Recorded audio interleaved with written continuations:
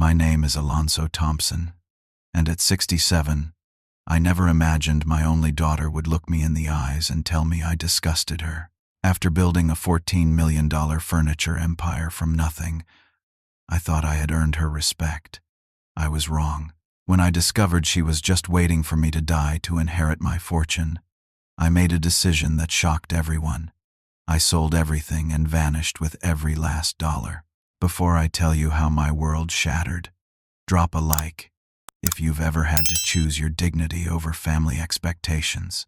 I was born to immigrant parents who owned a small furniture repair shop in Boston. My father had remarkable hands, capable of bringing even the most damaged pieces back to life. From the time I could walk, I was in that shop, watching him work, absorbing his techniques, and falling in love with woodworking. By 12, I could refinish a tabletop so perfectly that customers would gasp when they saw it. My mother would say, "Alonso has the gift," and my father would nod with pride. The scent of sawdust and varnish was my childhood perfume. While other kids played baseball after school, I was learning how to select the right wood grain for a repair, how to match stains perfectly, and how to listen to what the wood was telling me. My father always said, "Wood speaks to those who know how to listen." I listened intently, and the wood rewarded me with its secrets. When I turned 18, my parents insisted I attend college. "You need business skills to turn your talent into success," my father said. They scraped together every penny to send me to a local business school. There, amid accounting textbooks and marketing theories, I met Laura. She was studying business administration too, but unlike me, she had a natural gift for numbers and customer relations. While I was dreaming of creating beautiful furniture, she was planning how to build a profitable business. Laura had curly brown hair that she always tried to straighten and bright blue eyes that lit up when she talked about profit margins. Strange as it may sound, hearing her discuss business strategies was the first time I felt that flutter in my heart. We were paired for a project in our second year, and by graduation, we were inseparable. We married right after college, using our combined savings to rent a tiny apartment above a laundromat. The constant humming of washing machines below became the soundtrack of our early marriage. While I worked days at a local furniture factory to pay bills, evenings and weekends were devoted to our dream. We converted our living room into a workshop, much to our landlord's dismay, and I began crafting custom pieces while Laura handled the books and client relationships. Those first years were lean but beautiful. Laura had an extraordinary ability to make customers feel special. She remembered details about their families, sent handwritten thank you notes, and always followed up after a delivery. Meanwhile, I poured my soul into each piece I created. Word spread, and slowly, our clientele grew. 3 years into our marriage, Laura told me we were having a baby. I was sanding a cherry wood dining table when she shared the news, and I remember how the fine dust caught in the sunlight, dancing like tiny stars as my world expanded with joy. We converted my workshop corner into a nursery, and I crafted a crib with my own hands, sanding each slat until it was smooth as silk. Sophia was born on a spring morning, perfect in every way. She had Laura's blue eyes and my dark hair, and from the moment I held her, I knew I would move mountains for this tiny human. Looking at her sleeping in the crib I had made, I resolved to build something substantial that she could inherit one day, a legacy worthy of this perfect child. With renewed purpose, I worked harder than ever. Laura's financial acumen allowed us to secure a small business loan, and we opened our first real workshop with 3 employees. I designed a line of handcrafted dining sets that found favor with upper-middle-class families willing to invest in quality. Laura developed relationships with interior designers who began recommending our work to their clients. By Sophia's 5th birthday, we had grown to a small factory with 10 employees and a reputation for exceptional craftsmanship. We moved from our apartment to a modest but comfortable home with a yard where Sophia could play. Life was unfolding exactly as we had hoped. Then the unthinkable happened. Laura complained of fatigue, which we initially attributed to our busy life. When she found a lump during a shower, my world tilted on its axis. The diagnosis came quickly: aggressive breast cancer. Sophia was only 10 years old. The next 2 years became a blur of hospital visits, chemotherapy sessions, and trying to maintain normalcy for our daughter. I would work at the factory during the day, rush to the hospital to sit with Laura, then head home to make dinner for Sophia, check her homework, and tuck her in with stories about her brave mother, who was fighting to get well. Laura approached cancer like she approached everything else, with determination and practical planning. She organized her medical records meticulously, researched treatment options, and even prepared instructions for how I should care for Sophia's hair, which apparently needed special conditioner I had never noticed. Despite her fight, Laura passed away on a crisp autumn day.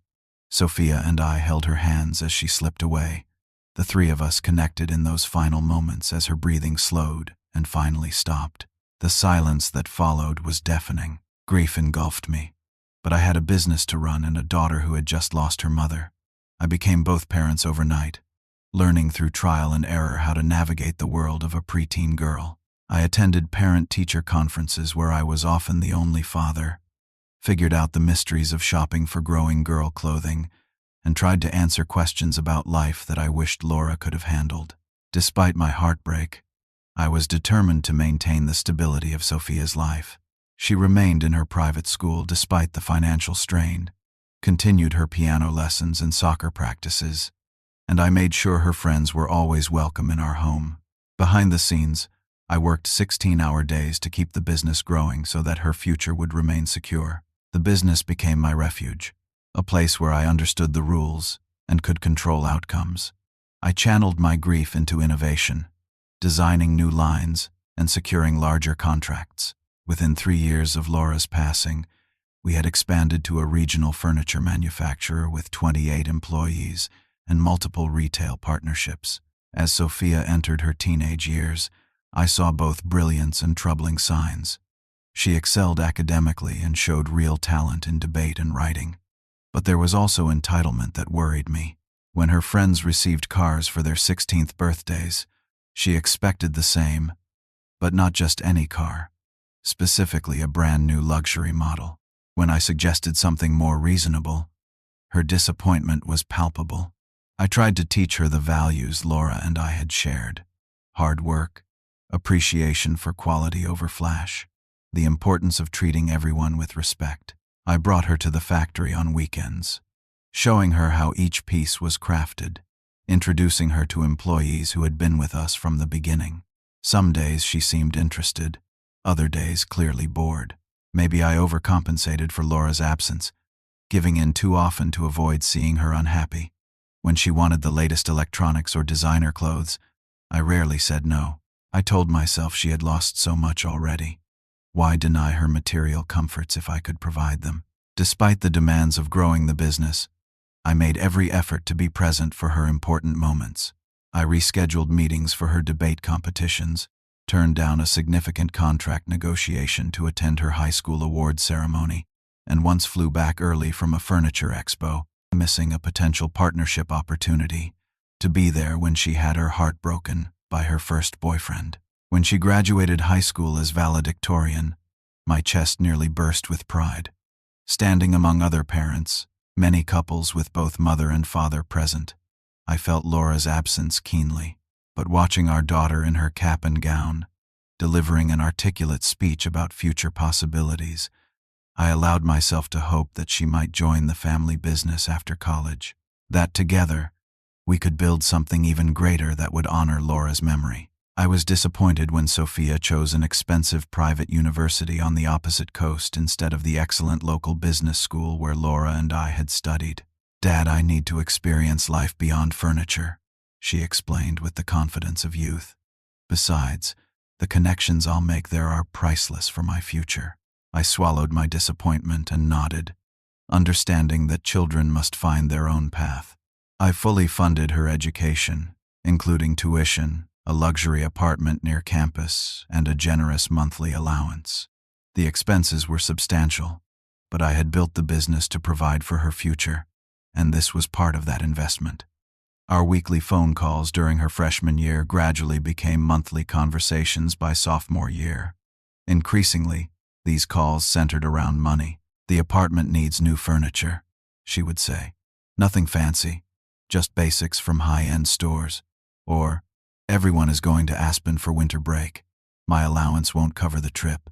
Each time, I transferred extra funds, telling myself this was normal for college students exploring independence. While Sophia was discovering life across the country, the business reached new heights.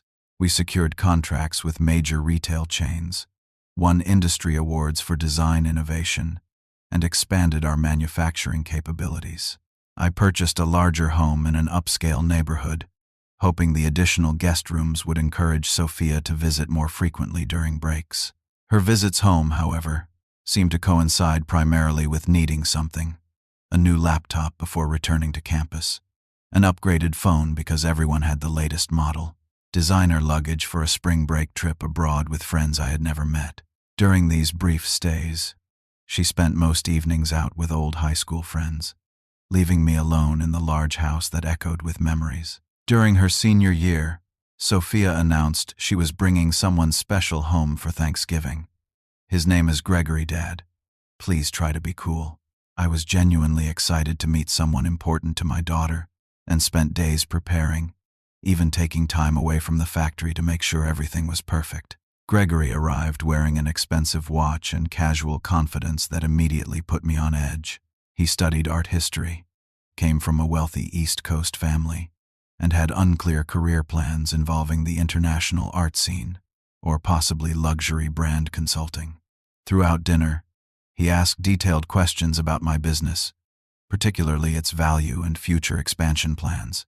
"Sir, I understand custom furniture is quite lucrative these days," he commented, while examining the dining table I had crafted for Laura 20 years earlier. "What would you say the company is worth now? Ballpark figure?" When I gently asked about his own career aspirations, Sophia jumped to his defense. "Gregory has incredible taste and connections, Dad. He doesn't need a conventional career path." After they returned to school, I called my daughter to express mild concerns about Gregory's apparent lack of ambition and unusual interest in my financial situation. The conversation quickly escalated. "You just can't stand that I found someone sophisticated and worldly," she snapped. "Not everyone wants to spend their life covered in sawdust talking to pieces of wood." Her words stung, but I told myself she was just being protective of her relationship. I apologized and promised to give Gregory another chance, not wanting to damage our increasingly fragile connection. When Sophia suggested a graduation trip to Europe with Gregory, I funded the 3-week adventure without hesitation. "It's educational," I rationalized to my financial advisor, who raised his eyebrows at the expense, but remained diplomatically silent. They returned from Europe with an announcement. They were engaged. Sophia's finger sparkled with a diamond that Gregory had allegedly purchased in Paris, though I later discovered through casual conversation that my European trip money had funded the ring. "We're thinking a spring wedding," Sophia informed me. "Nothing excessive, just 300 guests at the Langham Hotel." The wedding planning quickly spiraled into an extravaganza costing over $300,000. Each time I questioned an expense, Sophia would tear up. Mom would have wanted everything to be perfect. It was emotional manipulation, but effective. Laura became the justification for every extravagance, from hand-calligraphed invitations to imported flowers. Throughout the wedding preparations, Gregory made increasingly direct comments about joining the family business. "Alonso, I see myself in upper management, bringing a fresh perspective to the company," he mentioned during a cake tasting. "Perhaps heading up international expansion or brand development." I nodded non-committally, noting that he had never once asked about the craftsmanship, the employees, or the heart of what made our furniture special. He saw only the financial statements, not the passion and history infused in every piece. The wedding itself was a spectacular production that would have made Laura uncomfortable with its ostentation. I gave a father of the bride speech that I had labored over for weeks, trying to convey my love for my daughter and hopes for her future. Sophia hugged me afterward, whispering, "It was perfect, Dad. The first genuine moment we had shared in years." This warmth evaporated within days when the newlyweds explained they expected a house as a wedding gift.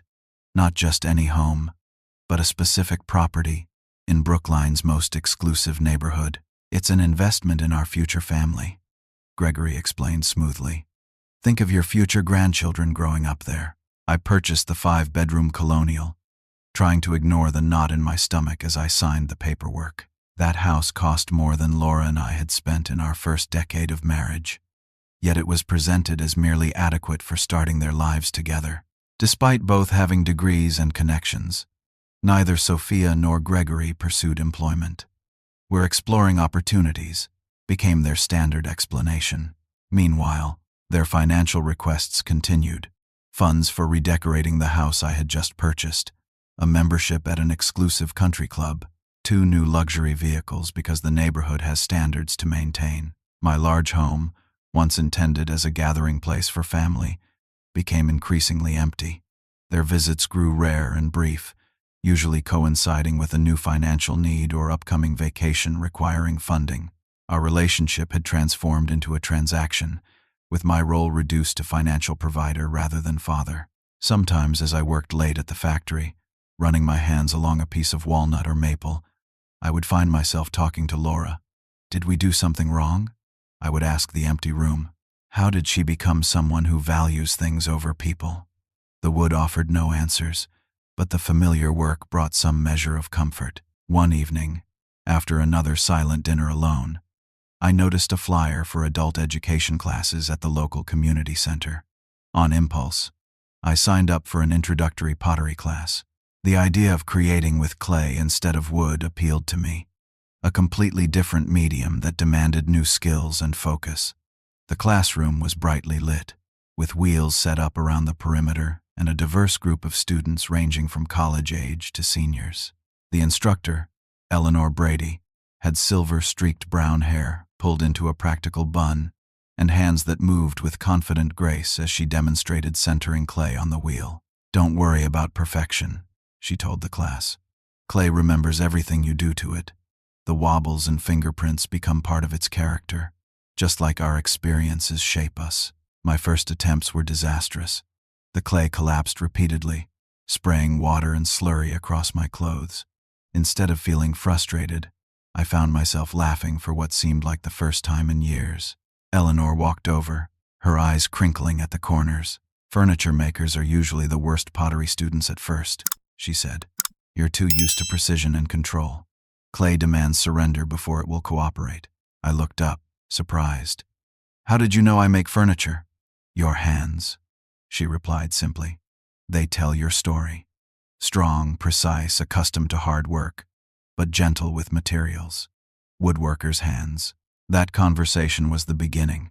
After several classes, I worked up the courage to ask Eleanor if she might want to get coffee. She suggested a modest neighborhood diner instead. "They have pie that's worth the extra time on the treadmill," she said, with a genuine warmth that made me feel instantly comfortable.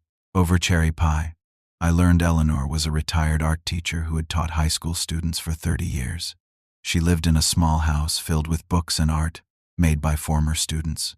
She asked thoughtful questions about my work, not the business side, but the creative process. How did I select materials? What made certain designs speak to me? When did I know a piece was finally complete? For the first time in years, I spoke about the soul of woodworking rather than profit margins and expansion plans. Eleanor listened with authentic interest, occasionally asking questions that revealed her own understanding of creative work. She had no idea about my financial situation and seemed completely uninterested in material displays of success.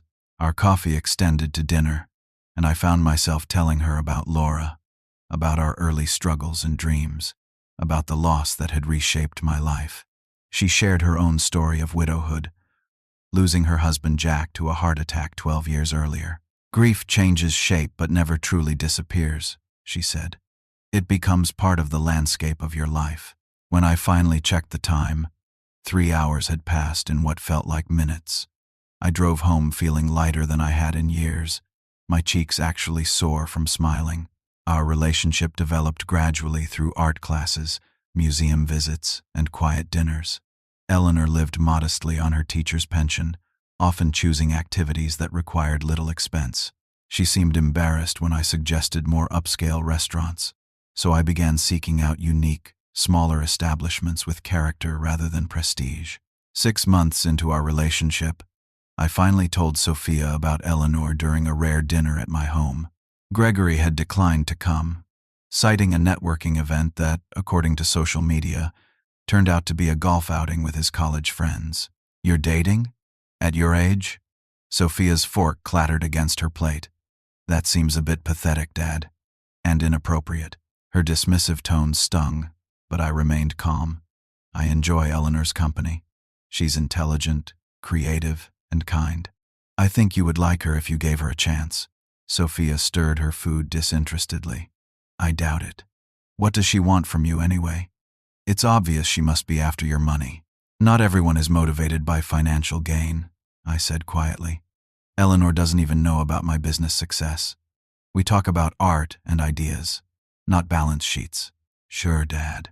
Sophia rolled her eyes. Every 60-year-old divorced art teacher is just dying for intellectual conversation with no interest in financial security. "She's a widow, actually," I corrected. "And yes, some people value connection over currency." The dinner ended uncomfortably, with Sophia leaving earlier than planned. When I told Eleanor about the interaction, she showed remarkable grace. "She's protecting her relationship with you the only way she knows how," Eleanor suggested. "Change is threatening when you're insecure about your place in someone's life. Give her time to adjust to the idea." Eleanor shared stories about raising her own 2 children after Jack's death. Her daughter was a pediatric nurse in Minnesota, her son an engineering professor in California. Both were happily married with children of their own. "It wasn't always smooth," she admitted. "There were rebellions and difficult phases, but children find their way eventually if the foundation is solid." Encouraged by Eleanor's optimism, I arranged a proper introduction. I invited Sophia and Gregory to join us for dinner at a respected restaurant that struck a balance between impressive and intimate. I hoped the public setting might encourage better behavior. From the moment they arrived, 20 minutes late, the tension was palpable. Sophia was coolly polite, addressing Eleanor with the faux sweetness usually reserved for people she disliked. Gregory was marginally better, though his questions repeatedly circled back to Eleanor's financial situation. "Teaching art must have been rewarding spiritually," he commented after ordering the most expensive wine on the menu, though I imagine the compensation was quite modest. Eleanor handled the subtle digs with remarkable poise. The benefits package included daily inspiration and the privilege of shaping young minds. I consider myself wealthy in ways that matter most. Throughout the meal, I observed the stark contrast between Eleanor's genuine interest in others and my daughter's self-absorption. Eleanor asked Sophia about her college experience, her interests, and her views on current events. Sophia's responses were minimal, often redirecting conversation to perceived slights or material desires. When Eleanor excused herself briefly, Sophia leaned across the table. "Really, Dad? This is who you're spending your time with? A retired public school teacher with sensible shoes and discount store jewelry?" The comment crystallized something I had been feeling but couldn't articulate. My daughter had become someone who judged worth by price tags rather than character. The realization sat heavy in my chest as I looked at this beautiful young woman who physically resembled Laura but shared none of her warmth or values. Despite the disastrous dinner, my relationship with Eleanor deepened. After a year together, I found myself considering a future with this remarkable woman who had reintroduced joy into my life. I purchased a simple but elegant ring, nothing ostentatious but of fine quality, and planned a proposal during a weekend trip to a coastal town Eleanor had mentioned wanting to visit. The moment was perfect. Sunset on a quiet beach, waves providing gentle background music. Eleanor's surprised joy and immediate acceptance filled me with happiness I hadn't thought possible after Laura. When we returned, Eleanor suggested another family dinner to announce our engagement. "Relationships heal through persistent goodwill," she said optimistically. "Let's give Sophia another chance to adjust to us as a couple." I reserved a private room at an upscale restaurant, hoping the occasion might facilitate a new beginning.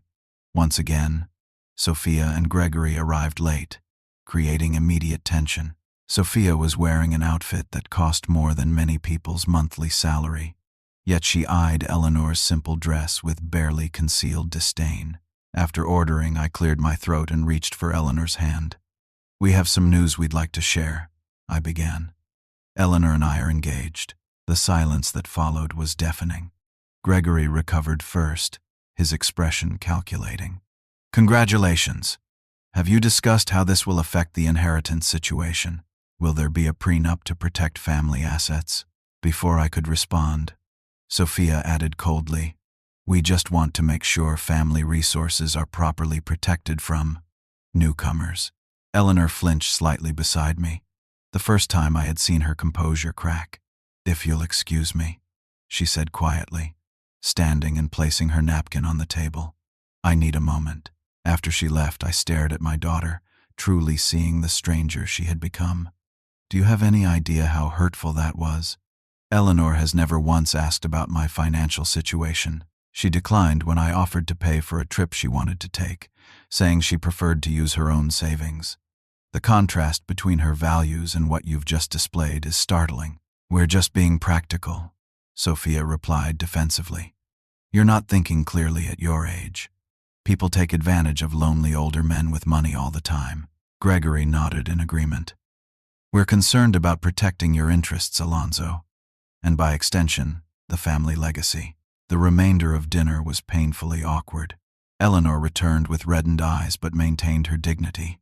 She participated in conversation when addressed, but the joyful light I loved had dimmed considerably. The drive home was quiet. Finally, Eleanor spoke. "They're very protective of their relationship with you." "That's a generous interpretation," I replied. "What I saw was naked self-interest." Eleanor sighed. "People often reveal their own fears through their accusations. If they believe everyone has an agenda, it's usually because they themselves think that way." Her insight landed heavily, joining my growing concerns about Sophia's character and priorities. That night, I struggled to sleep, memories of my daughter through the years playing like a movie in my mind.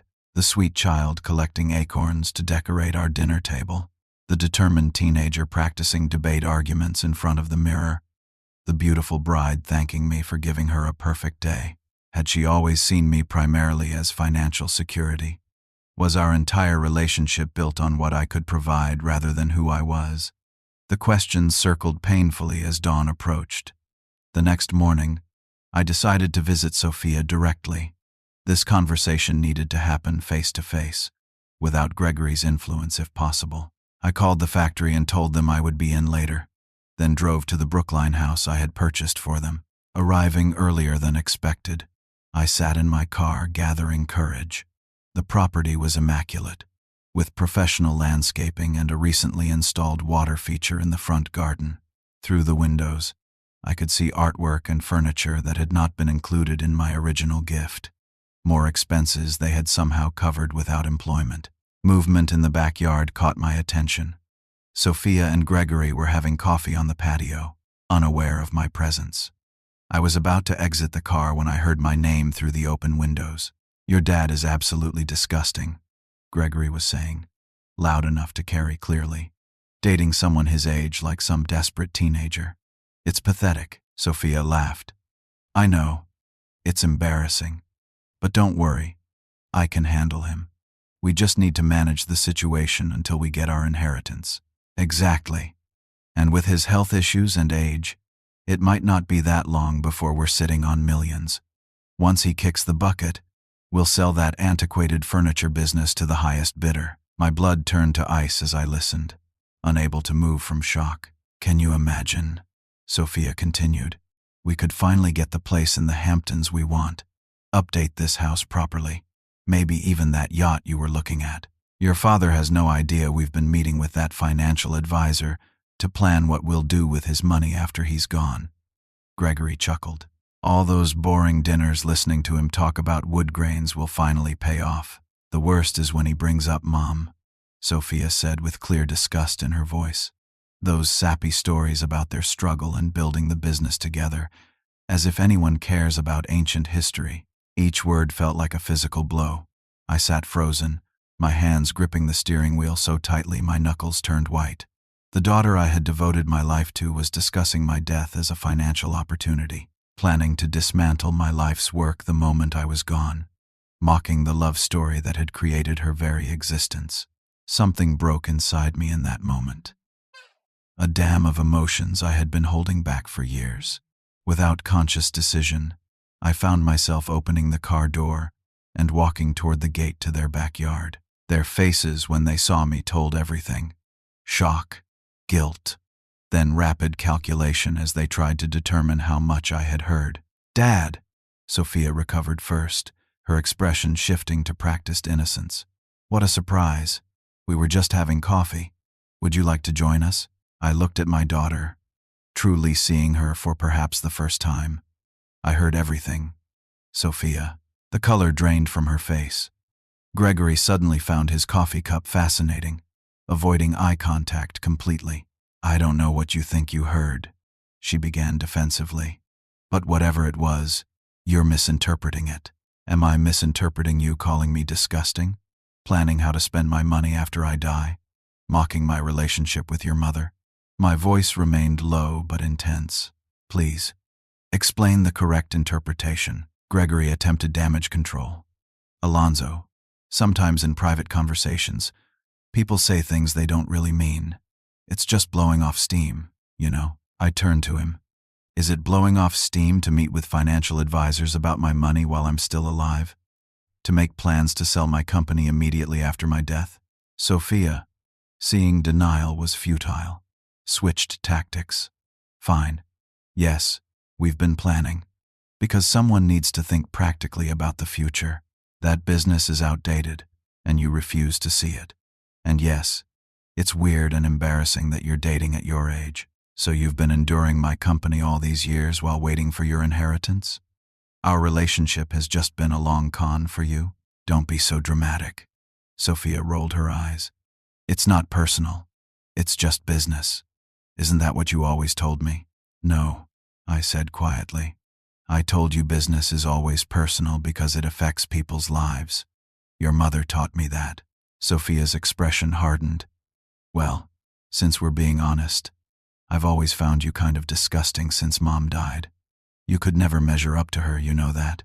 You've embarrassed me my entire life with your obsession with furniture and wood like some old-fashioned craftsman. At least now with Eleanor, you're only embarrassing yourself." Her words struck with precision, targeting insecurities she knew would hurt the most. The fear that I had failed Laura. The worry that my passion for craftsmanship was outdated.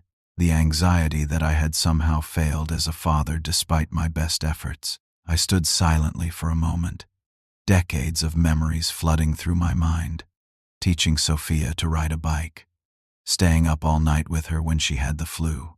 Working extra hours to pay for the dance classes she begged for then quit after 3 months. Proudly watching her graduate. Walking her down the aisle. All of it viewed through this new, painful lens of calculation and contempt rather than love. "I see," was all I could manage before turning to leave. "Dad, wait," Sophia called, perhaps realizing she had gone too far. "We can talk about this." I didn't respond, couldn't respond.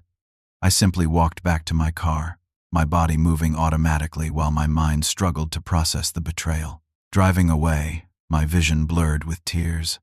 I pulled over after a few blocks, unable to continue safely. Sitting there, parked beside a neighborhood park, I broke down completely. Deep, wrenching sobs that came from somewhere primal. The grief was different from losing Laura. That had been a clean pain. Tragic but natural. This was the death of something I had believed in completely, my daughter's love. When the tears finally subsided, I found myself driving to Eleanor's modest home instead of my own. She opened the door, took one look at my face, and simply opened her arms. I crumbled into her embrace, allowing myself to be guided to her small couch where the full story poured out between renewed tears. Eleanor listened without interruption, her hand steady on mine. When I finished, she didn't offer platitudes or easy solutions. "I'm so sorry, Alonso," she said simply. "That kind of betrayal cuts deepest when it comes from someone you've given everything to." Did I fail as a father? I asked, the question that had been haunting me for hours. No, she said firmly. You gave her opportunities, love, and values. What she chose to do with those gifts reflects her character, not your parenting. I spent the night on Eleanor's couch, unable to face my empty house. Sleep came in fitful bursts, interrupted by replaying conversations with Sophia over the years, now colored by the knowledge of her true feelings. By morning, exhaustion had given way to a strange clarity. I knew what I needed to do. I woke on Eleanor's couch as sunlight filtered through her curtains. The scent of coffee drew me to the kitchen where she sat reading, her silver-streaked hair loose around her shoulders. I've made a decision, I said, accepting the mug she offered. Eleanor looked up, waiting patiently for me to continue. I'm going to sell everything and disappear. She blinked, clearly surprised. Everything? The business? Your house? I nodded. All of it. Sophia and Gregory are waiting for me to die so they can cash in. I'm going to deny them that satisfaction. That's significant, she said carefully. Are you sure this isn't a reaction that you might regret later? I've spent my life building something I thought would be my legacy, I explained. Not just financial security, but values, craftsmanship, relationships with employees and customers. Sophia plans to sell it all the moment I'm gone, erasing everything but the dollar value. I'd rather control how it ends. Eleanor considered this. What would selling everything actually accomplish? Freedom, I answered immediately.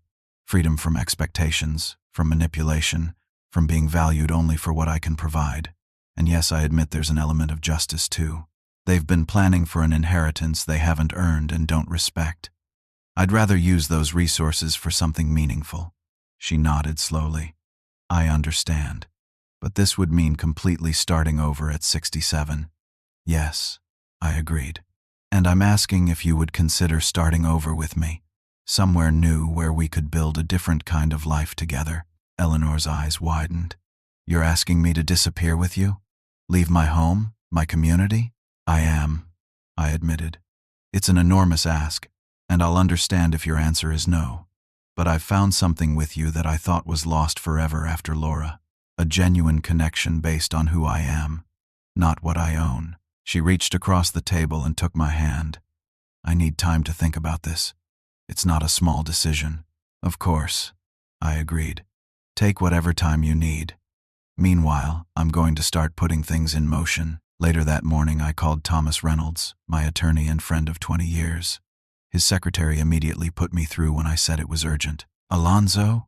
Everything all right? Thomas's voice held genuine concern.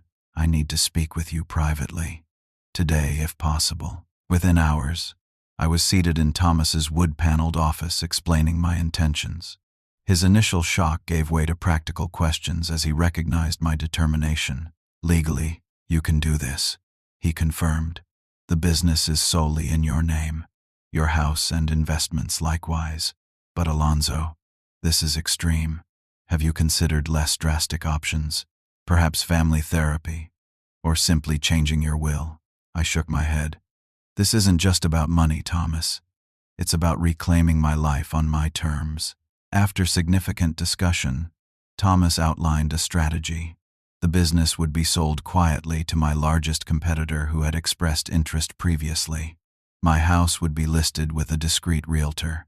Investments would be liquidated gradually to avoid market disruption. New accounts would be established in different states under legal but harder to trace structures.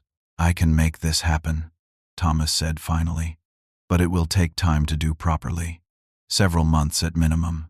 I have time, I replied, but I want to start with the business immediately. The following week, I approached Continental Furniture, my biggest competitor. Their CEO, Richard Harmon, had made overtures about acquisition in the past, which I had firmly rejected. Our meeting was direct and surprisingly emotional. Why now, Alonso? Richard asked, after I named my price. You've always said this company was your legacy. I chose my words carefully. Priorities change. I've realized I want different things for my final chapters. The negotiation process was intense but fair. Richard respected my craftsmanship and understood the value of our reputation and client base. After 3 weeks of discussions, we settled on $14 million, a fair valuation that reflected both tangible assets and the intangible value of our brand and relationships. I insisted on provisions to protect my longtime employees, guaranteeing positions and benefits for at least 3 years. Many had been with me for decades, and I wouldn't leave them vulnerable. The sale was structured to appear routine from the outside, a natural consolidation in a challenging market. Only Thomas and the essential executives knew the full story. Simultaneously, I began the emotional process of sorting through decades of possessions. My house contained furniture I had crafted for Laura, photographs documenting our journey, and accumulated treasures from a lifetime of work. I kept only what held genuine meaning: Laura's wedding ring, the small wooden box where Sophia had stored her baby teeth, the first set of tools my father had given me, and select photographs from happier times. The rest I sorted methodically. Fine furniture was donated to a women's shelter establishing transitional housing. Art went to the community center where I had met Eleanor, clothing to local charities. Each item released felt like shedding weight I hadn't realized I was carrying. Throughout this process, Eleanor was contemplative. She would help when asked but didn't offer opinions, clearly working through her own decision. 3 weeks after my proposal, she invited me to dinner at her home. "I've been thinking about your offer," she said as we finished the meal she had prepared. "About disappearing together." I nodded, suddenly nervous about her answer. "I've lived in this house for 30 years, she continued. "Raised my children here, mourned Jack here. My memories are in these walls." She paused, looking around her modest dining room. "But I've realized something. The memories come with me wherever I go. And at this stage of life, maybe new adventures are exactly what we need." Hope bloomed in my chest. "Does that mean—" "Yes," she smiled. "I'll go with you. But I have conditions. We maintain contact with my children and grandchildren. We create a real home somewhere, not just hiding. And we find purpose wherever we land." I'm too young to just retire to a beach somewhere. I agreed immediately, relief and joy washing through me. With Eleanor's decision made, our plans accelerated. She began her own process of downsizing, her approach more sentimental than mine, but equally determined. As weeks passed, my new financial structure took shape. Thomas established accounts across several states, created a revocable trust, and arranged for my funds to be accessible without creating obvious trails. Everything was legal, but designed for privacy. "You understand that Sophia will likely hire investigators when she discovers what's happened," Thomas warned during one of our planning sessions. "I expect she will," I agreed. "That's why I want no connections between our new location and anything from our past." Eleanor sold her house to a young family with 2 small children. "They'll fill it with new memories," she said with characteristic grace. "That feels right." We chose a small coastal town in Oregon for our fresh start. Far from Boston, it offered a mild climate, artistic community, and affordable property where I could establish a small workshop. Thomas handled the purchase through the trust, maintaining our privacy. 6 months after the morning at Eleanor's kitchen table, everything was in place.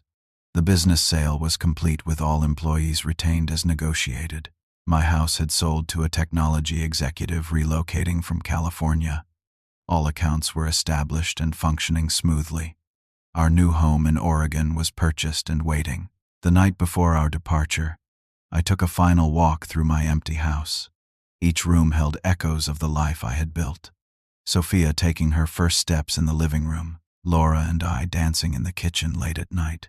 Holiday gatherings around the dining table I had crafted when we first moved in. I allowed myself to feel the grief of letting go, acknowledging that alongside the betrayal and anger, there was genuine loss, not just of the future I had imagined, but of the past I had cherished. Yet as I stood in the empty space, I found peace with my decision. This chapter was ending on my terms, with my dignity intact. The practical details of disappearing proved surprisingly simple. New phones with no connection to our previous accounts, email addresses created fresh, social media abandoned entirely. The privilege of financial security made these transitions smoother than they might have been otherwise. On our final day in Boston, I drove past the factory that had been my life's work for so long. The Continental Furniture sign was already installed, but I could see several of my longtime employees in the workshop through the windows. They would continue creating beautiful pieces, and customers would continue appreciating quality craftsmanship. Some legacies continue even when ownership changes. As we drove away from the city, heading west toward our new beginning, I turned off my old phone for the final time. There were 17 missed calls from Sophia, who had just learned from Richard about the business sale. Her voicemails escalated from confusion to panic to anger, culminating in threats of legal action. But there was nothing to contest. Everything had been done legally and properly. Eleanor reached across the console and took my hand. "Forward," she said simply. I nodded, focusing on the road ahead rather than the rearview mirror. Forward together. The coastal town of Port Orford, Oregon welcomed us with misty mornings and spectacular sunsets. Our new home sat on a modest acre with views of the Pacific through towering pines. The house itself was unremarkable from the outside, a 3-bedroom craftsman with weathered cedar siding, but the interior had good bones and character that appealed to both of us.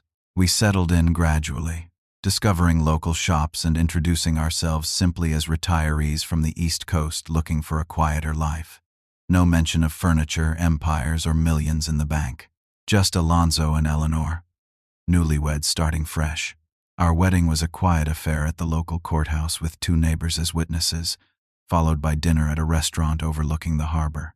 Eleanor wore a simple blue dress that matched her eyes, and I wore the only suit I had brought from my previous life. The gold band I placed on her finger was new, symbolizing our fresh beginning. Within months, I had converted the detached garage into a small woodworking studio. Not a factory, not a business, just a creative space where I could work with my hands again. The first project was a rocking chair for our front porch, crafted from local Oregon maple with joinery techniques my father had taught me 50 years earlier. Eleanor found her place quickly, volunteering at the Community Arts Center and eventually teaching watercolor classes twice weekly. Her natural warmth and genuine interest in others drew people to her, and soon our kitchen table hosted regular gatherings of artists, retirees, and local characters who became true friends. Our life developed a pleasant rhythm. Morning walks along the beach collecting interesting driftwood and shells, coffee on the porch watching fishing boats head out to sea, afternoons in my workshop or Eleanor's painting studio, evenings cooking together and reading by the fireplace, weekends exploring coastal towns and forests. Financial concerns that dominated many retirees' lives were absent for us, though we lived modestly by choice. Our new friends knew we were comfortable but had no idea of the actual resources we had access to. What mattered was our contribution to community projects, our willingness to help neighbors, our genuine interest in local issues. Occasionally, Thomas would send updates about Sophia, maintaining attorney-client privilege while keeping me informed. Her shock at discovering the business sold had quickly turned to panic when she found the house emptied and listed for sale. She hired private investigators who tracked the business transaction but hit dead ends with the carefully structured finances. Gregory abandoned her 6 months after it became clear no inheritance was forthcoming. The luxury home in Brookline was eventually sold to cover their mounting debts, accumulated in anticipation of wealth that never arrived. Sophia was forced to find employment for the first time in her adult life, ironically at an upscale furniture retailer in Boston. These updates brought complicated emotions. There was undeniable satisfaction in knowing my decision had disrupted their entitled plans, but also genuine sadness at the complete fracture of our relationship. Sometimes I would find myself looking at customers in my age range with adult daughters, observing their easy conversations and shared laughter with a pang of loss. Eleanor understood these conflicted feelings without judgment. "It's possible to know you made the right decision and still mourn what might have been," she would say, her wisdom a constant source of comfort. As our second year in Oregon progressed, I found unexpected joy in creating furniture purely for the pleasure of craftsmanship.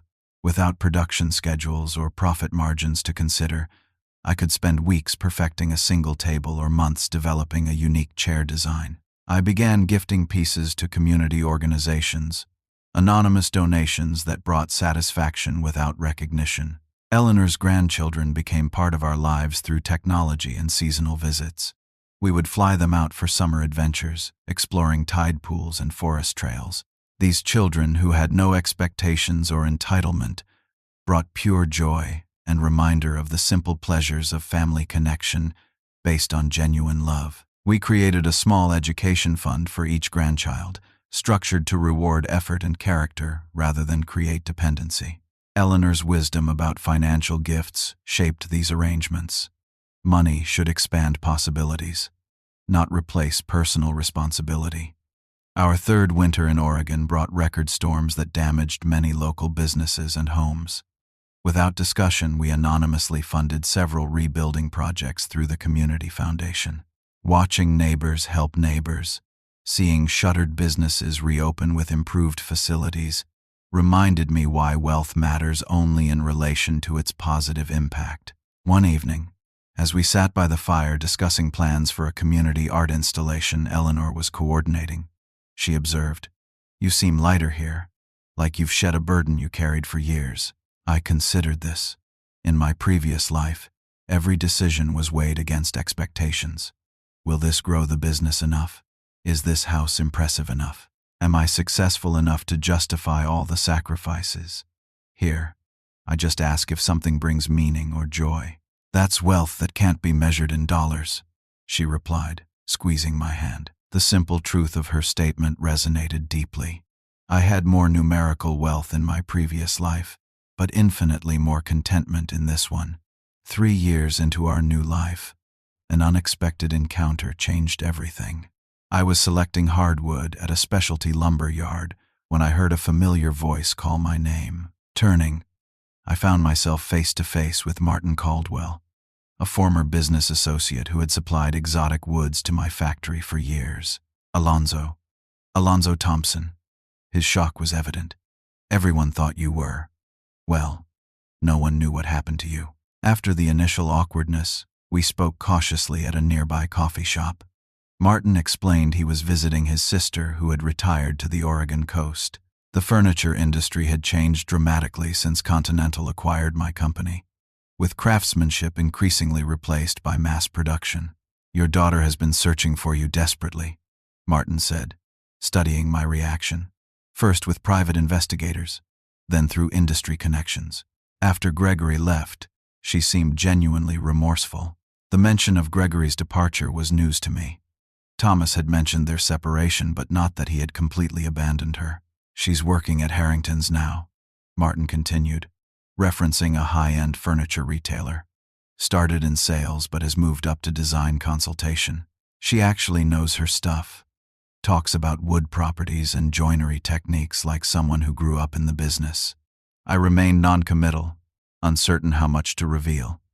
Martin sensed my hesitation. "She gave me something. Asked me to pass it along if I ever ran into you.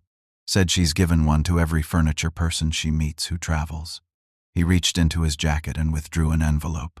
I promised I'd deliver it if the opportunity arose. The envelope was simple white stationery, my name written in Sophia's distinctive handwriting. I accepted it without comment, tucking it into my pocket.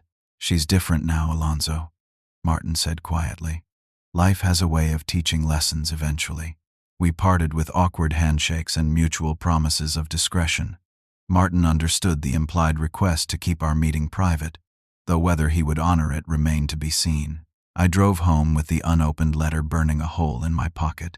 Eleanor was in the garden when I arrived, pruning her roses with focused attention. "Something's happened," she said immediately, reading my expression. Over dinner, I explained the encounter with Martin and produced the still sealed letter. Eleanor looked at it thoughtfully. "Are you going to read it?" "I don't know," I admitted. "Part of me wants to maintain the clean break we've established. Another part wonders if there's something I need to hear." "What are you afraid it might contain?" she asked gently. I considered this. More manipulation, justifications, attempts to locate our resources. And what do you hope it might contain? Understanding, genuine remorse, recognition of the pain she caused. I sighed. Perhaps that's wishful thinking. Eleanor placed her hand over mine. There's only one way to find out. Whatever it contains, we'll face it together. Later that evening, I finally opened the envelope on our porch overlooking the ocean. The letter was several pages, handwritten rather than typed, already a departure from Sophia's usual efficiency. Dear Dad, it began. I don't know if you'll ever read this, but I keep writing anyway. It's been 3 years since you disappeared, and I've written a version of this letter every month, sending them into the void like messages in bottles cast into the sea. The letter continued, detailing her journey since my departure. The shock of discovering the business sold. The panic when she realized the house and investments were gone as well. Gregory's initial support turning to blame. Then abandonment when creditors began calling about their substantial debts. I had to sell my jewelry, then my designer clothes, then finally the house just to clear what we owed. She wrote. Gregory left a note saying he hadn't signed up for financial struggle. I found myself truly alone for the first time in my life, with no safety net and no skills beyond shopping and socializing. She described taking the sales position at Harrington's out of desperation, expecting to hate every minute. But something strange happened. As I learned about the furniture I was selling, I began hearing your voice explaining grain patterns and joinery techniques. Remembering those weekends you brought me to the factory that I pretended to find so boring. It turned out I had absorbed everything you tried to teach me, even while rejecting it.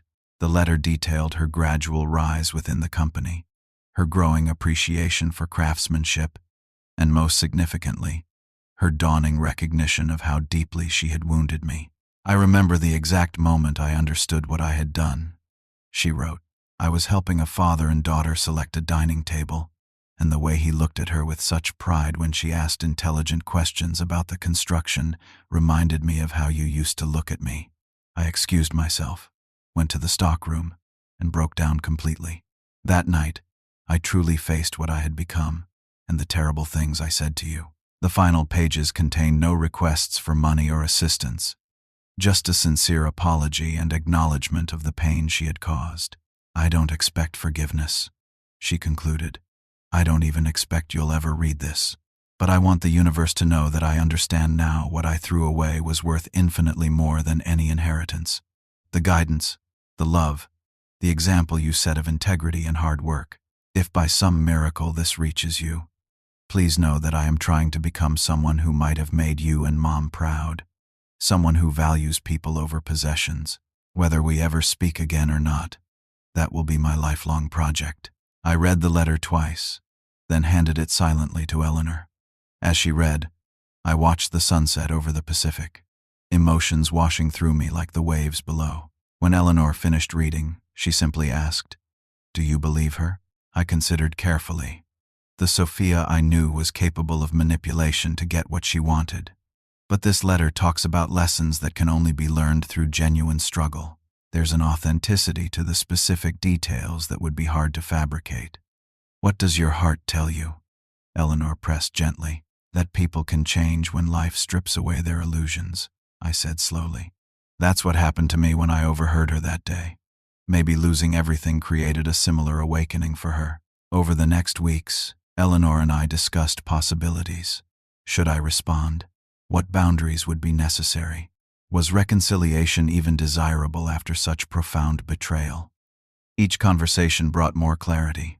Finally, I composed my own letter.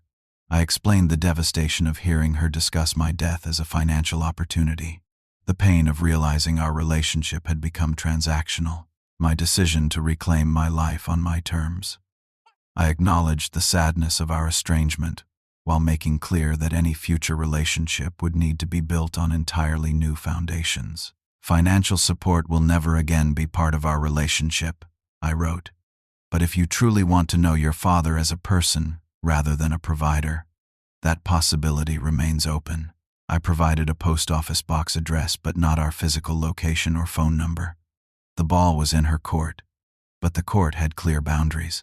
2 months later, we arranged a meeting at a restaurant in Portland. neutral territory a few hours from our home. I arrived early, my stomach tight with anxiety. When Sophia walked in, I almost didn't recognize her. Gone were the designer clothes and perfectly styled hair. She wore simple business attire, her hair pulled back practically, and most noticeably, the entitled expression had been replaced by something more authentic. Our conversation began awkwardly but gradually found rhythm.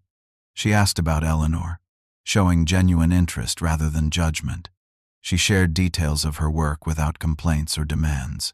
When the check came, she reached for it without hesitation. "Please," she said when I protested, "let me do this small thing." That meal became the first step in building something new. Not the restoration of our previous relationship, which had been built on unhealthy foundations, but the careful construction of something more authentic. We established clear boundaries from the beginning. No discussions of money or inheritance. No expectation of financial support. Regular but limited contact that would expand only as trust rebuilt. Sophia never learned our exact location, respecting our privacy even as our communication increased. Eventually, she met Eleanor during another Portland meeting, approaching with genuine apology for her previous behavior. The two women found unexpected common ground in their shared interest in design and color theory. 5 years after selling everything and disappearing, I found myself reflecting on the journey while working in my workshop. The piece under my hands was a small jewelry box crafted from figured maple with black walnut accents, a gift for Sophia's upcoming birthday. Not valuable in monetary terms, but rich with symbolism and craftsmanship. The lessons of these years had crystallized into wisdom I never expected to gain in my 7th decade. I learned that respect must be earned, not purchased. That boundaries are sometimes the highest form of self-respect. That starting over, while terrifying, can lead to authentic joy that no amount of money can buy. Most importantly, I discovered that standing up for your own dignity is not selfish but essential. By refusing to remain in a relationship defined by financial exploitation, I had paradoxically created the possibility for genuine connection. By disappearing, I had finally been seen for who I truly was, rather than what I could provide. As I applied the final coat of oil to the jewelry box, bringing out the depth and character of the wood, I thought about the parallel with human relationships. Sometimes the true beauty only emerges when stripped of superficial expectations and given space to reveal natural character. Have you ever had to make a difficult choice between maintaining a toxic relationship or walking away to preserve your dignity? I believe sometimes the most loving thing we can do is establish clear boundaries, even when it's painful. If this story resonated with you, please hit the like button and subscribe to hear more real-life experiences. Share this video with someone who might be struggling with similar family dynamics. Your comments about times you've had to choose self-respect over unhealthy relationships would mean the world to me. Thank you for listening to an old man's journey, and remember that it's never too late to begin again with wisdom and authenticity.